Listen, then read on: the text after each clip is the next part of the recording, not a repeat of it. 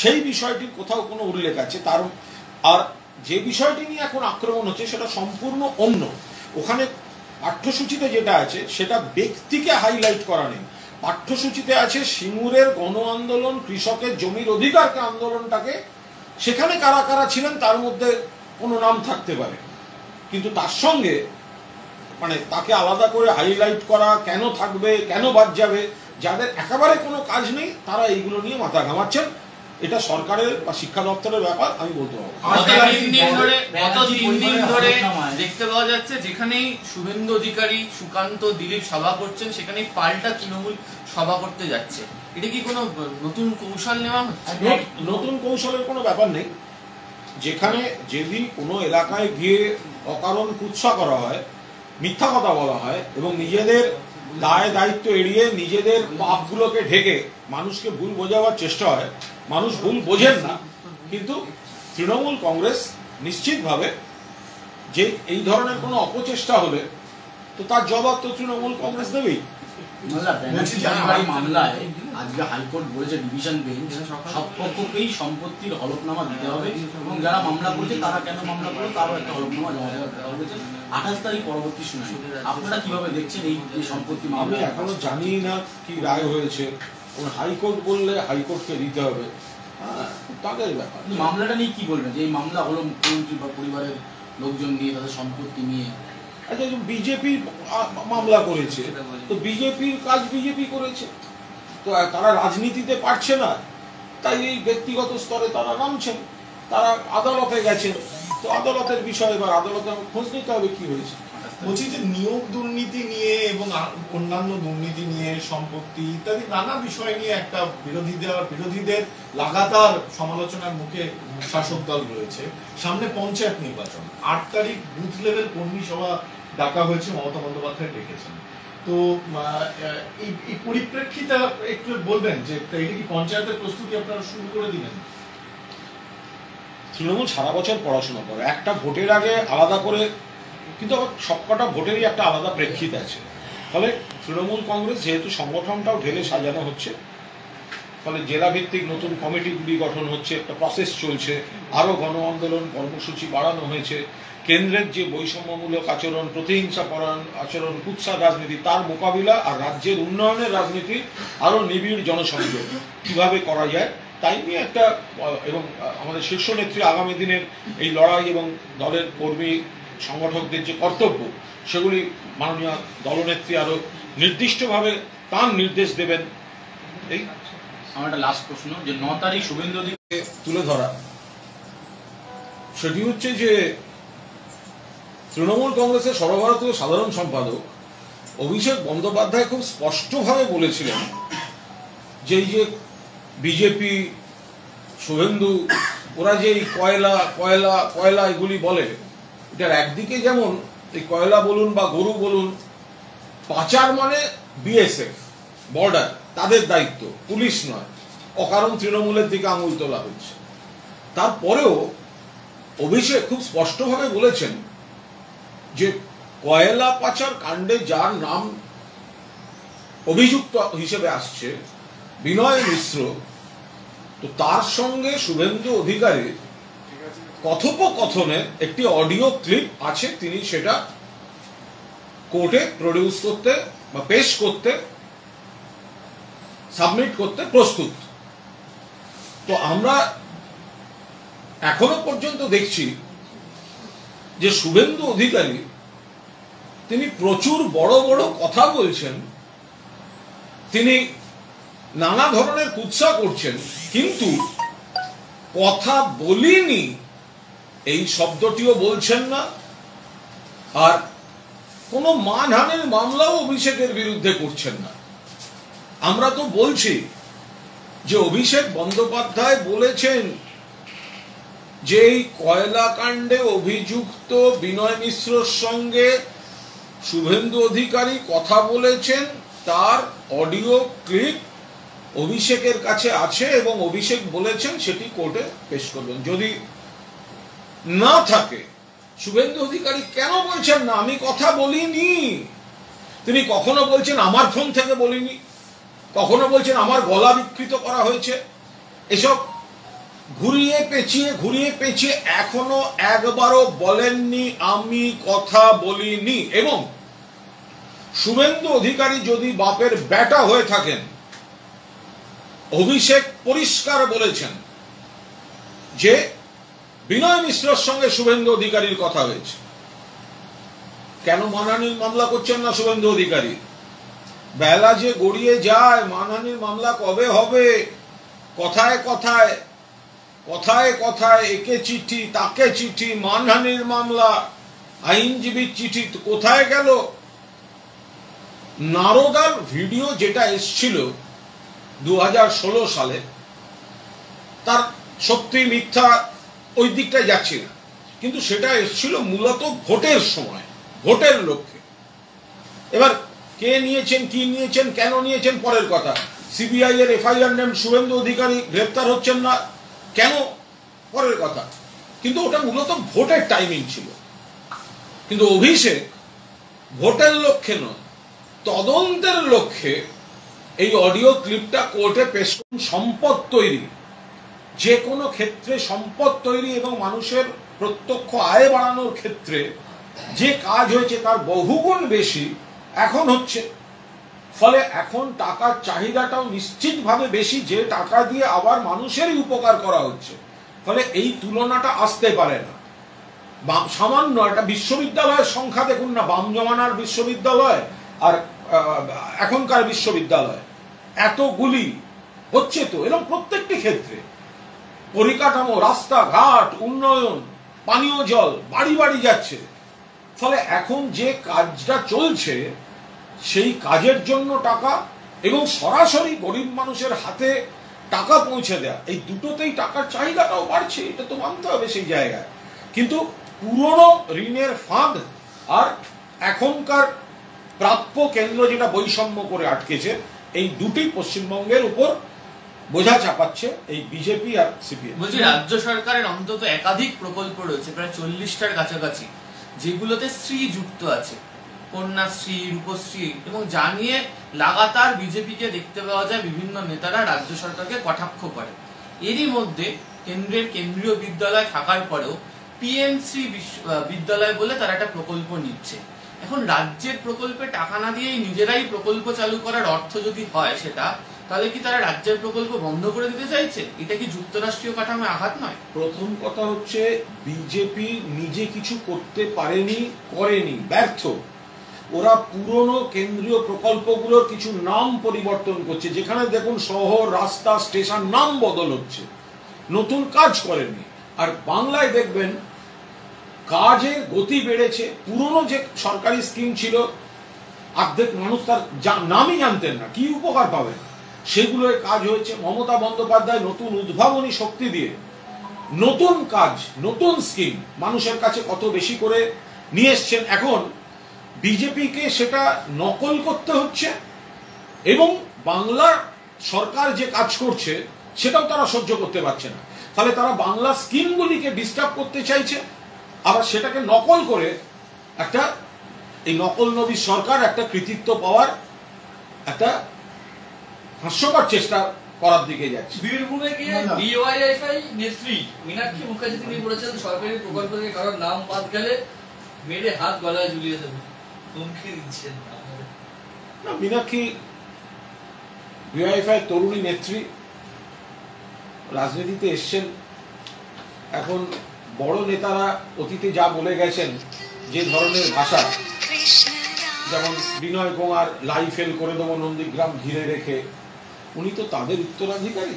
এই ধরনের ভাষা যারা বলেছেন, বিমান বোস বলতেন বিচারপতি লালা বাংলা থেকে পালা, হাইকোর্টের জাজকেও এরা বাদ দেননি। ফলে ইয়েস অর নট, আর দুই, যদি হ্যাঁ হয় উত্তর, তাহলে আপনাদের 1.5 বছর আগে নির্বাচনী ইস্তাহারে কেন ছিল না সেটা? ভোটে হারার পর মনে হলো বঙ্গভঙ্গ। বলছি দুটো জিনিস, একটা হচ্ছে যে গতকাল মুখ্যমন্ত্রী তিনি বলেছেন যে কোষাগার শূন্য, সেই চিন্তায় তার ঘুম হয় না রাতে। আবার গতকালই দিল্লি থেকে একটি রিপোর্ট প্রকাশ্যে এসেছে, যেখানে দেখতে পাওয়া যাচ্ছে যে পশ্চিমবঙ্গ প্রথম 5টা রাজ্যের মধ্যে যারা ঋণের টাকা তাড়াতাড়ি পরিশোধ করে, কিন্তু পূর্বের ঋণ এতটাই মানে রাজ্যের মাথায় চাপা পড়ে রয়েছে, যে পশ্চিমবঙ্গ লাভের অঙ্কটা নিতে পারে না বা রাজস্ব আদায় থেকে টাকা বেরিয়ে যায়। এইটা বারবার মুখ্যমন্ত্রী তুলেছেন, পশ্চিমবঙ্গ সরকার তুলেছে যে আমরা যখন ক্ষমতায় এসেছি, তৃণমূল কংগ্রেস যখন সরকার পরিচালনার দায়িত্বে এসেছে 2011 সালে, তার আগে থেকেই ঋণের জালে জড়িয়ে আছে পশ্চিমবঙ্গ। বাম সরকারের ভুল আর্থিক নীতি, পরের পর ভুল পদক্ষেপের জন্য। ফলে আজকে কেন্দ্রীয় সরকারকেও মানতে হচ্ছে, কেন্দ্রের সরকারের বিজেপি সরকারের রিপোর্টে বলতে হচ্ছে যে ঋণ শোধের ক্ষেত্রে পশ্চিমবঙ্গ সফল এবং একদম ওপর দিকে রয়েছে ঋণ শোধের সাফল্যে, ঋণ শোধের প্রবণতায়। কিন্তু যেহেতু পুরনো ঋণের জালে জড়িয়ে রয়েছে পশ্চিমবঙ্গ, তাই এখন দ্রুত ঋণ শোধের যে প্রবণতা, তার পুরো আর্থিক লাভটা পশ্চিমবঙ্গ সরকার নিতে পারছে না। ফলে এটা একটা বাস্তব চিত্র। এটা আমরা বারবার বোঝাবার চেষ্টা করেছি। এক, যে পুরনো ঋণ, পুরনো বোঝা, পুরনো ঘাটতি যেভাবে আর্থিক কাঠামোটাকে অন্তঃশ্বাস শূন্য করে রেখে গেছে বামফ্রন্ট সরকার, সেখানে ভুগতে হচ্ছে তৃণমূল সরকারকে। আর দুই, প্রতিহিংসাপরায়ণ বৈষম্যমূলক আচরণে যেভাবে বাংলা থেকে তুলে নিয়ে যাওয়া টাকা, তার বাংলার ন্যায্যত প্রাপ্য অংশ 1 লক্ষ কোটি টাকার বেশি হয়ে গেছে, কেন্দ্রীয় সরকার এখন দিচ্ছে না। অর্থাৎ অতীতের পাপ করে গেছে সিপিএম, আর এখনকার পাপ হচ্ছে বিজেপি। এরা হাতে হাত মিলিয়ে পশ্চিমবঙ্গকে, মানুষকে কষ্ট দিয়ে নিজেদের রাগ মেটাচ্ছে, কারণ তারা রাজনৈতিকভাবে প্রত্যাখ্যাত হয়েছেন বাংলার মানুষের কাছ থেকে। বিরোধীরা এই প্রসঙ্গে আরেকটা কথা বলেন যে 34 বছরে যে পরিমাণ ঋণ হয়েছিল, মমতা বন্দ্যোপাধ্যায়ের 10 বছরে বাজার থেকে তার প্রায় 2 গুণ 3 গুণ বেশি ঋণ নেওয়া হয়েছে কাজের। বিরোধীরা যদি দেখবেন বা বামেরা, মূলত বাম জমানায় যখন যে জনসংখ্যা ছিল, তার থেকে এখন জনসংখ্যা বেশি হয়েছে। বাম জমানায় সরকার মানুষের পাশে যতখানি দাঁড়াতেন, তার থেকে বহুগুণ বেশি এখানে দাঁড়াচ্ছেন। বাম জমানায় নতুন কথা বললেন, কিন্তু তাপস রায় দলের অবিচ্ছেদ্য অঙ্গ। বলছি, কালকে মুখ্যমন্ত্রী একটা বিষয় বলেছেন যে 100% দুর্নীতি কন্ট্রোল করা কারো একার পক্ষে সম্ভব না, তো ভগবানও পারে। আমি একটু এক করবো এটার সাথে। আমার প্রশ্নটা এটা রিলেটেড। মুখ্যমন্ত্রী দুর্নীতির কথাটা স্বীকার করেছেন। একসময় বুদ্ধদেব ভট্টাচার্যকে দায় স্বীকার করে ক্ষমা প্রার্থনা করতে দেখা যেত প্রকাশ্যে, যদিও দুটোর পরিপ্রেক্ষিত আলাদা। বিরোধীরা বলছেন যে একটা প্রশ্ন উঠছে যে তাতেও করেও কিন্তু বুদ্ধদেব ভট্টাচার্যের যে ঘটনা পরম্পরার যে পরিণতি, সেটাকে ঠেকানো যায় না। এই দায় স্বীকার করা এবং সেটা প্রকাশ্যে বলা, এটা বলে কি যে মানে ঘটনা পরম্পরার পরিণতি কি এড়ানো যাবে? মমতা বন্দ্যোপাধ্যায়, মাননীয় মুখ্যমন্ত্রী, তিনি এ বিষয়ে যা বলার বলেছেন, খুব স্পষ্টভাবে বলেছেন। 14ই অগাস্ট সন্ধ্যাবেলাও তিনি খুব স্পষ্টভাবে বলেছেন। আবার 5ই সেপ্টেম্বর তিনি যা বলার দলের তরফে, সরকারের তরফে তিনি বলেছেন। এখানে আলাদা করে কোনো বিশ্লেষণের আমি কারণ দেখতে পাচ্ছি না। আমি এইটুকু নিশ্চিত, সর্বভারতীয় তৃণমূল কংগ্রেস, এত ভালো কাজ হচ্ছে, বহু ভালো কাজ হচ্ছে। কিছু ভুল হয়েছে এবং কিছু অন্যায় হয়েছে। ভুল হলে সংশোধন, অন্যায় হলে আইনের পথে চলবে। কিন্তু সেই অন্যায়ের আনুপাতিক হারটা এত কম এবং ভালো কাজটা এত বেশি, মানুষ জানেন, মানুষ বোঝেন। ফলে তৃণমূল কংগ্রেসের প্রতি মানুষের সমর্থন অটুট থাকবে। আমরা আমাদের ভালো কাজ বাড়াবো, আর ভুল কাজের সংশোধন চলছে এবং চলবে। আর কারা সমালোচনা করছে? বামেদের জমানা, মানুষ বিশ্বাস করেন না। দেখেছেন তারা কি, বিজেপি অন্য রাজ্যে কি হাল চলছে, কেন্দ্রে কি হাল চলছে। ফলে তৃণমূলের নেতৃত্বে অনেক ভালোভাবে বাংলা আছে। বুদ্ধবাবুর দুর্নীতি শিকার বা ক্ষমা প্রার্থনার সঙ্গে তুলনা করছে। কে তুলনা করেছে? বুদ্ধবাবু তো দাঁড়িয়ে দাঁড়িয়ে বলেছিলেন চোরেদের মন্ত্রিসভায় থাকি না।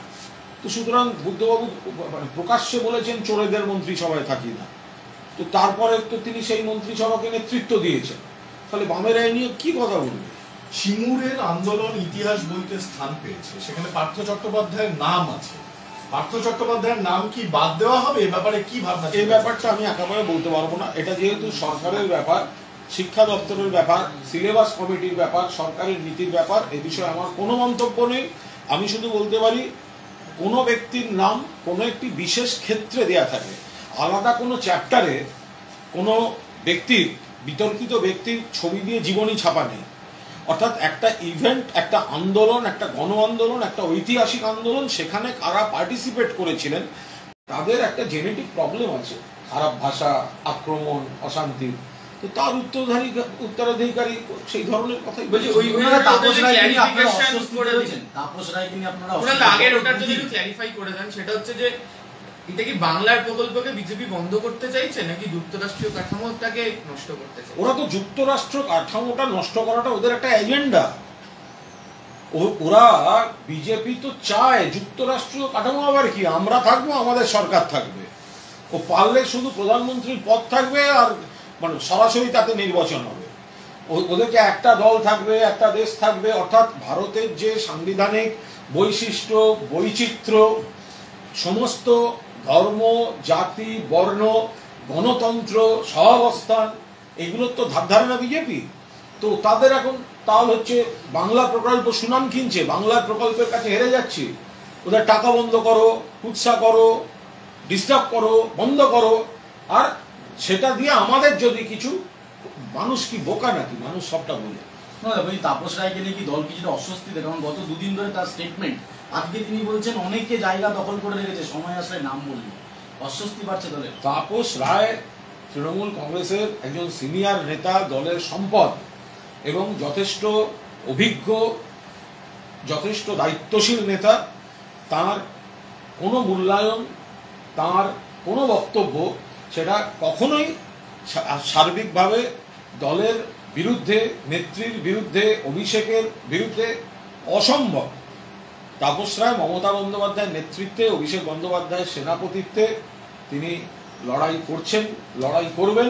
সিনিয়র মানুষ, কিছু কিছু ক্ষেত্রে তাদের মূল্যায়ন, পর্যবেক্ষণ থাকে, তার সঙ্গে মানে এমন কোনো কারণ নেই যেটা ভাবা যায় যে তাপস রায় দল থেকে দূরে আছে। কিন্তু থামানো তো যাচ্ছে না, কোনো একের পর এক স্টেটমেন্ট তার। আপনারা কথা বলছেন না কেন দলের? আপনি কথা বলে দেখেছেন?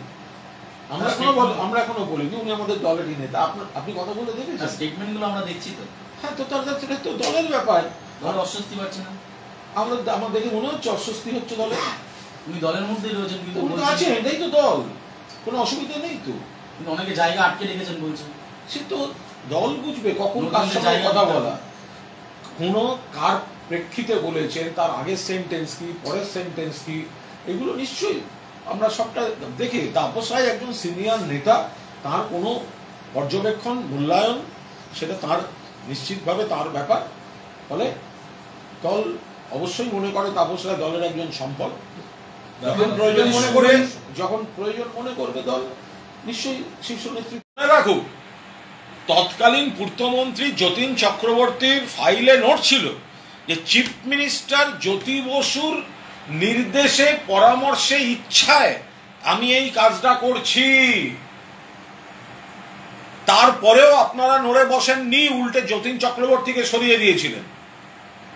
আর এবারে আপনারা যে অভিযোগটা করছেন পুরো উল্টো, বাস্তবটা উল্টো। মমতা বন্দ্যোপাধ্যায় আন্দোলনরত কর্মপ্রার্থীদের সঙ্গে দেখা করে, মিট করে সমাধানের ফর্মুলা দিচ্ছিলেন। তারপরে যদি সেটা প্রাক্তন কোনো পদাধিকারী বা কেউ অন্যায় করে থাকেন, ভুল করে থাকেন, তার দায় কি করে মমতা বন্দ্যোপাধ্যায় নিতে পারেন? তিনি তো সমাধান চেয়েছিলেন গোটাটার। গতকাল নন্দীগ্রামের 1 এবং 2 ব্লকে সভাপতি চেঞ্জ হয়েছে। আপনাদের পুরনো দিনের কর্মী শেখ সুফিয়ান, তিনি অভিযোগ করছেন যে এরা একসময় শুভেন্দু হয়ে কাজ করেছে, এদেরকে দায়িত্ব দেওয়া মানে শুভেন্দু রাজ চট্টোপাধ্যায় বিক্ষোভ হয়েছে। একটা জিনিস, একটা ঢেলে সাজানো হচ্ছে, শীর্ষ নেতৃত্ব সব অংশের সঙ্গে কথা বলে ঢেলে সাজাচ্ছেন গোটা জিনিসটা। সেটা কারুর পছন্দ হতে পারে, কারুর অপছন্দ হতে পারে, গোটাটাই সাংগঠনিক বিষয়। যখন খোল নলচে বদলে ঢেলে সাজানোর একটা প্রসেস চলে, তখন প্রাথমিক একটা তাৎক্ষণিক প্রতিক্রিয়া হয়, হতে পারে স্বাভাবিক। প্রত্যেকেই দলের কর্মী, সম্পদ, তারা তাদের একটা তাৎক্ষণিক প্রতিক্রিয়া যে কোনো ক্ষেত্রে হয়, কিন্তু যেটাই হবে ইতিবাচক হবে, ভালো হবে। ওনারা সুকান্ত মজুমদার বিজেপি রাজ্য সভাপতি, তিনি অনন্ত মহারাজের সাথে কথা বলেছেন এবং যেটা খবর পাওয়া যাচ্ছে আবার এই বাংলা ভাগের একটা বিষয় আলোচনা হয়েছে, অথবা কোচবিহারকে কেন্দ্রীয় শাসিত অঞ্চল করতে হবে, এই দাবি তারা তুলেছে। সুকান্ত মজুমদার আগে বুকে হাত দিয়ে সকলের সামনে বলুন তিনি বঙ্গভঙ্গ চান কি চান না। মুখে ভালো সাজবেন আর বিচ্ছিন্নতাবাদী শক্তি যারা বাংলাকে ভাগ করতে চায় তাদের কাছে যাবেন বা সেই ধরনের শক্তির বিভিন্ন যুক্তিকে প্রত্যক্ষ বা পরোক্ষভাবে বিজেপির নেতা নেত্রীরা সমর্থন করবেন, এই দ্বিচারিতা চলতে পারে না। 2021 সাল বিধানসভা নির্বাচন, তার আগে তো বিজেপির নির্বাচন ইস্তাহার ছিল, তখন কেন বলেননি যে ভোটে জিতে এলে আমরা বঙ্গভঙ্গ করব? যদি বাংলাকে ভাগ করার কথা, কেন্দ্রশাসিত নতুন অঞ্চল করার কথা, রাজ্য করার কথা বিধানসভা ভোটে গোহারা হারার পর মনে পড়ল? বের করুন সুকান্ত মজুমদার নির্বাচনী ইস্তাহার, কেন ছিল না তখন? কেন আপনাদের অত বড় নির্বাচনী সব প্রচার হলো? আপ কি বার 200 পার, একবারও তো বললেন না বিজেপিকে জেতান আমরা বাংলাকে ভাগ করব। বাংলার মানুষের কাছে প্রত্যাখ্যাত হওয়ার পর উন্নয়নে বাংলাকে পাল্লা দিতে না পেরে প্রতিহিংসা পরায়ণভাবে এই ধরনের অশান্তির বীজ পোঁতার চেষ্টা করছেন এই সুকান্ত মজুমদাররা। দুটো প্রশ্ন, এক, বুকে হাত দিয়ে বলুন বঙ্গভঙ্গ চান না চান না। সে চিঠি কই? অভিষেক লেটার বক্স রেখে দিয়েছে বাইরে, একটা চিঠি আসুক। চিঠি কই? শুভেন্দু অধিকারী বীরত্ব কি শুধু হাতে মাইকে বড় বড় কথা? অপেক্ষা করছে অভিষেক বন্দ্যোপাধ্যায়ের লেটার বক্স, একটা মানহানির মামলা, চিঠি কই? আর যতক্ষণ না চিঠি দিচ্ছেন ধরে নিতে হবে এই অভিযোগ সত্যি। আর সেই সঙ্গে প্রশ্ন যে বিনয় মিশ্র ভাইয়ের সঙ্গে 21-22 সেপ্টেম্বর 2021 সন্ধ্যে 6টা থেকে 7টা নিজাম প্যালেসে মুখোমুখি শুভেন্দু অধিকারী বৈঠক করেছিলেন কি করেননি? উত্তর তো শুভেন্দু অধিকারী দেবেন এবং আমরা এজেন্সিকে বলবো দুজনের টাওয়ার লোকেশন দেখুন। একজন তো আপনাদের মামলায় কাস্টডিতে, তার আপনারা এবার মোবাইল টাওয়ার লোকেশন চেক করো যে দুটো কাছাকাছি থাকছে কিনা, এর উত্তরগুলো তাদের দিতে হবে। বিএসএফ সীমান্ত রক্ষার দায়িত্বে যিনি বিভিন্ন কাজে অভিযুক্ত, ভোটের আগে বিজেপিতে গিয়ে সাধু সাজলেন আর লোকের বাড়িতে সিবিআইডি পাঠাচ্ছেন, তিনি বিজেপির জুতো পালিশ করতে বিজেপিতে গিয়ে বসে, আর কুৎসা আর অভিযোগ তৃণমূলের দিকে। তাদের এই তদন্তগুলো, এই প্রশ্নগুলো একসঙ্গে আসুক। বিনয় মিশ্রের সঙ্গে কি কি কথা হয়েছিল শুভেন্দু অধিকারীর? অভিষেক বন্দ্যোপাধ্যায় বলেছেন কথা হয়েছে, বলেছেন সেটিং নিয়ে কথা হয়েছে, তো সামনে আসুক। আর যদি অভিষেক বন্দ্যোপাধ্যায় ঠিক বলেননি বলে শুভেন্দু মনে করেন এবং তার যদি আত্মসম্মান বলে কিছু থাকে, আরে তোর ক্ষমতা থাকে তুই মানহানির মামলাটা তো করবি। সুতরাং মঞ্চে ঘুরে ঘুরে বড় বড় কথা না, মারাত্মক অভিযোগ, মানহানির মামলা হোক, অভিষেক বন্দ্যোপাধ্যায় আদালতে অডিও ক্লিপ জমা দিতে প্রস্তুত। যে ব্যক্তির কথা শুভেন্দু অধিকারী বলেছেন, অভিষেক বন্দ্যোপাধ্যায়ের কথা বলেন, আপনি যে ব্যক্তির কথা বলছেন শুভেন্দু অধিকারী, একই ব্যক্তি? দুজন একই ব্যক্তি। বলছি ওর যে ভাই নিজাম প্যালেসে যে কথা হলো, ওটা কি জিজ্ঞাসাবাদ চলাকালীন কোনো নাই? আমরা বিস্তারিত আমরা বলতে পারছি না, মানে বিস্তারিত এই মুহূর্তে আমি দলের মুখপাত্র, ঠিক যে অংশটি আমার বলার দায়িত্ব আমি সেই অংশটির মধ্যে থাকছি। আমার বক্তব্য, Suvendu Adhikari should clarify whether the allegation is right or wrong. Suvendu Suvendu Suvendu Binay মিশ্রকে ফোন ফোন ফোন, গোপন কথা, সেটিং এর কথা, অফার।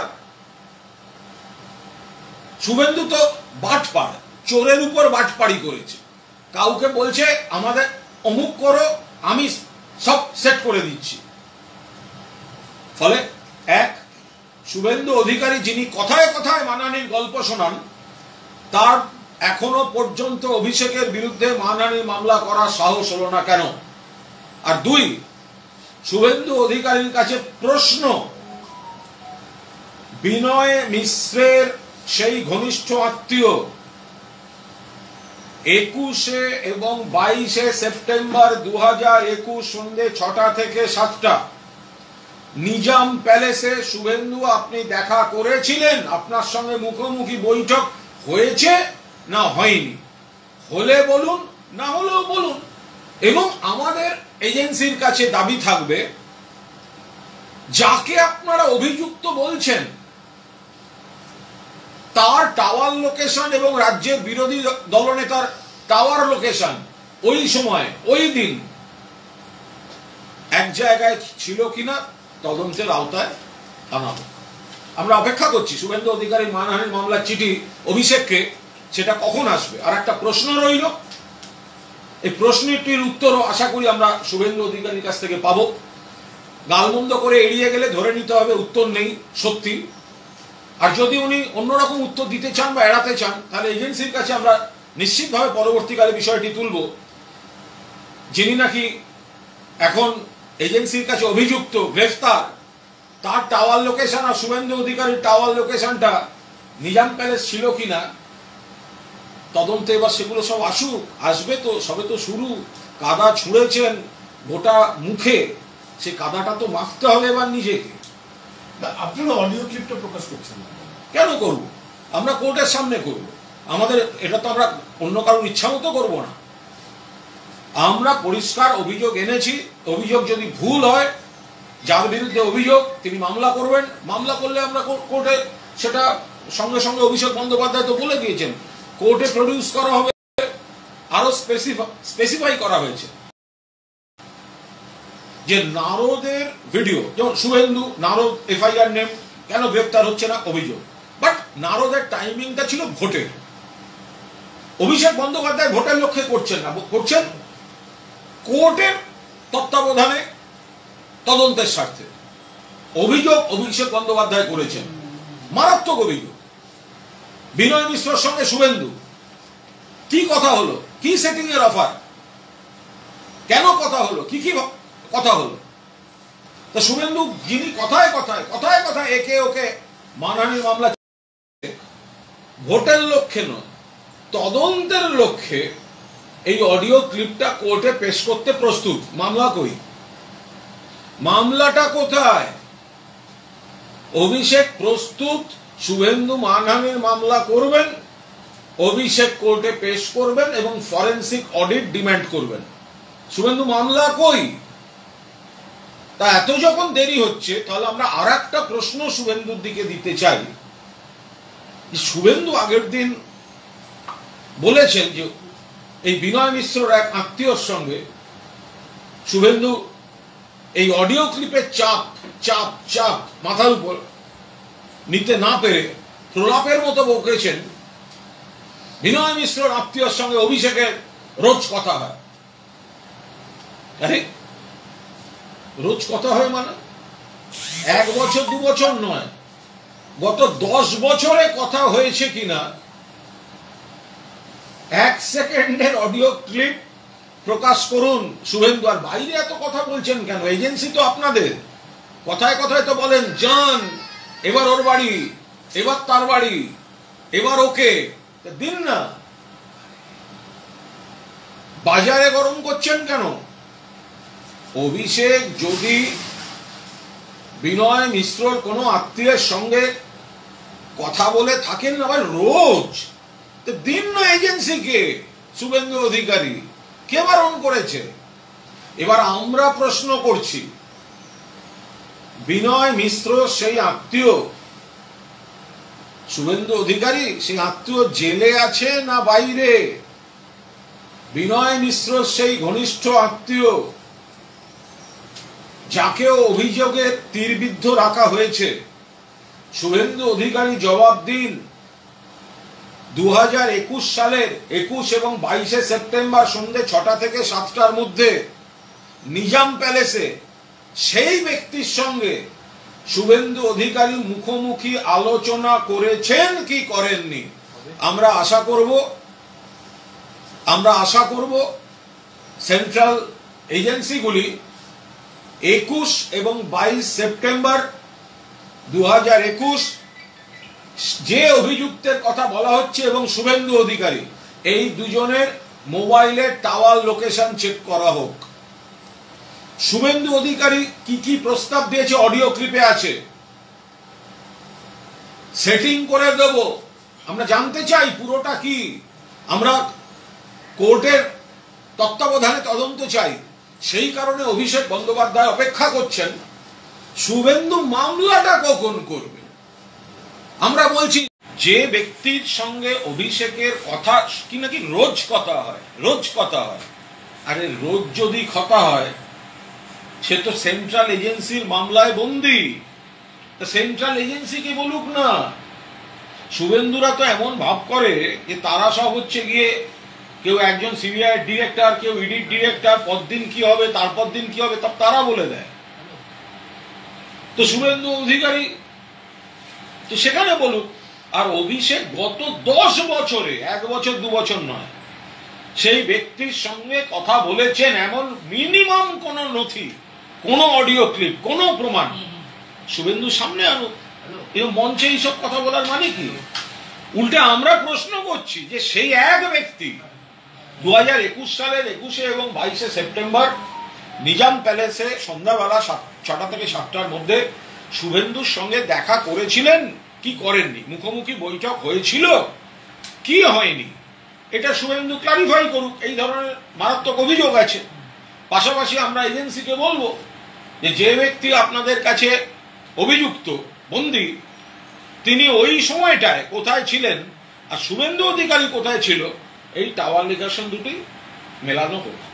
আপনারা বলছেন যে অভিষেক বন্দ্যোপাধ্যায় তদন্তে সহযোগিতা করছে, এই তদন্ত দীর্ঘদিন ধরে চলছেন, দুটো অডিও ক্লিপের কথা বলছেন, তাহলে আপনারা তদন্তকারী সংস্থাতে তুলে দিন না, তদন্ত আরো গতি পাবে। সেটা আমরা ঠিক করবো কখন দেবো। একতরফা শুভেন্দুরা যখন বলে যাবে সিবিআই ওর কাছে যাক, ইডি ওর কাছে যাক, আমরা দেখি।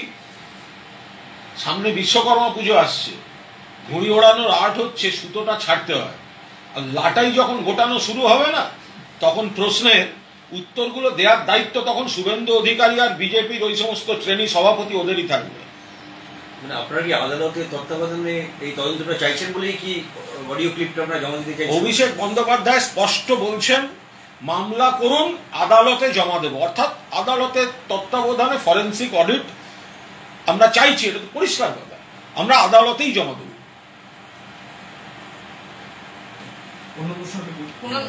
গতকাল শিক্ষক দিবস ছিল এবং সেই শিক্ষক দিবসে মমতা বন্দ্যোপাধ্যায় কার্যত নিয়োগ দুর্নীতির বিষয়টিকে তিনি একটা বার্তা দিয়েছেন যে হ্যাঁ নিয়োগ দুর্নীতি হয়েছে, নাম না করে তৎকালীন শিক্ষামন্ত্রীর দিকে আঙুল তুলেছেন। বিরোধীরা বলছে যে চাকরি দেওয়ার মতো বিষয়ে ভুল স্বীকার করে কি সব দায় সারা যায়?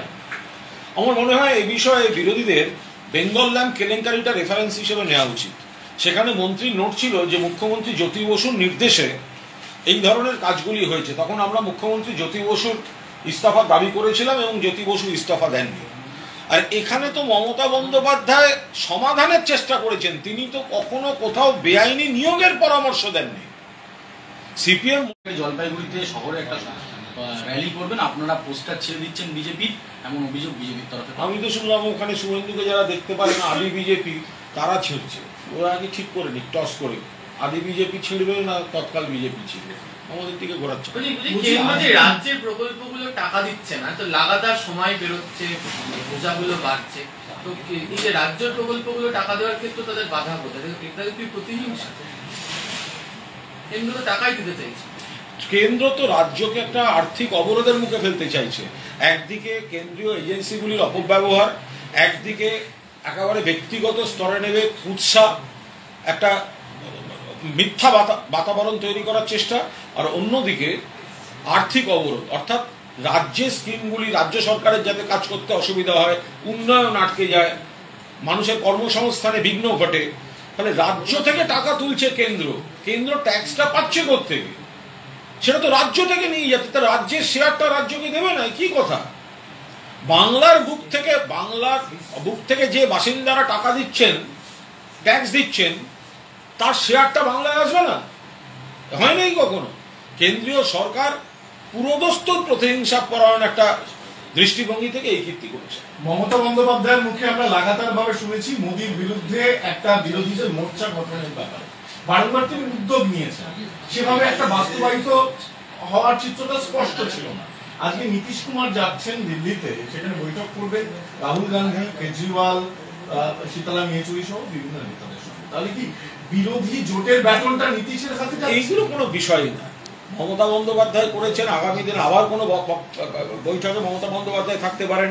আজকে নীতিশ কুমার যাচ্ছেন বলে শোনা যাচ্ছে, তার মানে এর হাতে আছে ওর হাতে নেই। এক একদিন কেউ দিল্লি যাবেন আর ব্যাটন তার হাতে থাকবে, এইভাবে বিচার করাটার কোনো ভিত্তিই নেই। পরেশ পালকে ডাকা হয়েছে ভোট পরবর্তী হিংসায়, আজকে তিনি সিবিআই দপ্তরে হাজিরা দিয়েছেন। পরেশ পাল বেরিয়ে গেছেন এবং বলেছেন যতবার ডাকবেন ততবার আসবেন।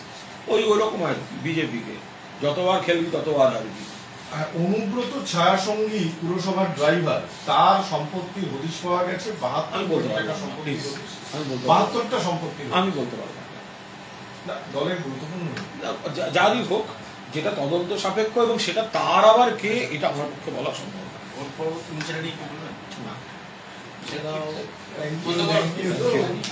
আমার দুটো বুদ্ধবাবু থেকে মমতা ব্যানার্জি সত্যি